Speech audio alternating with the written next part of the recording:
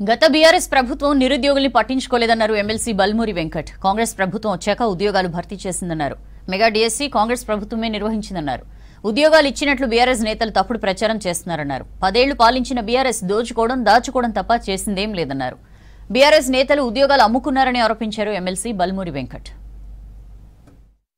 అర్హత లేదు నిరుద్యోగుల గురించి మాట్లాడేది. ఇయాల వచ్చి మేమిచ్చిన నోటిఫికేషన్లు, మేము పెట్టిన ఎగ్జామ్లు, మీరు నియామక పత్రాలు ఇచ్చిన మరి గాడిదపల్లి తోమినవా 10 ఏళ్ళు అధికారంలో ఉన్నప్పుడు? మరి ఉద్యోగ నోటిఫికేషన్ 2017 ఇస్తే 23 వరకు మరి ఏం చేసినావు? మీ మరదలకేమో ఉద్యోగం పోతే 6 నెలలు తిరిగేసరికి ఆమెకు ఉద్యోగం ఇప్పిస్తావు. మీ కుటుంబంలో ఎవరన్నా ఇంట్లో ఉండి మీ పెద్ద ఆయనకి గోళీలు సమయానికి ఇస్తే ఆయన రాజ్యసభకు పంపిస్తావు.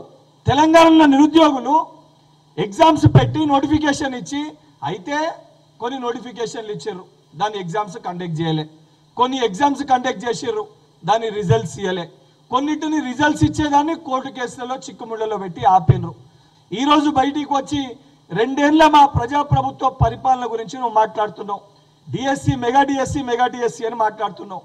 మేము 11,000 పోస్టులతోటి 11,000 పైచిల్కు పోస్టులతోటి మెగా డిఎస్సి నిర్వహించి ఒక బాధ్యతతోటి ఈరోజు నోటిఫికేషన్లు ఇవ్వడమే కాదు, స్వయంగా ముఖ్యమంత్రి గారే వారి చేతుల మీదుగా నియామక పత్రాలు ఇచ్చి ఆ భరోసాని, ఆ ధైర్యాన్ని నిరుద్యోగులు నింపుతున్న ప్రభుత్వం ఈ ప్రజా ప్రభుత్వం.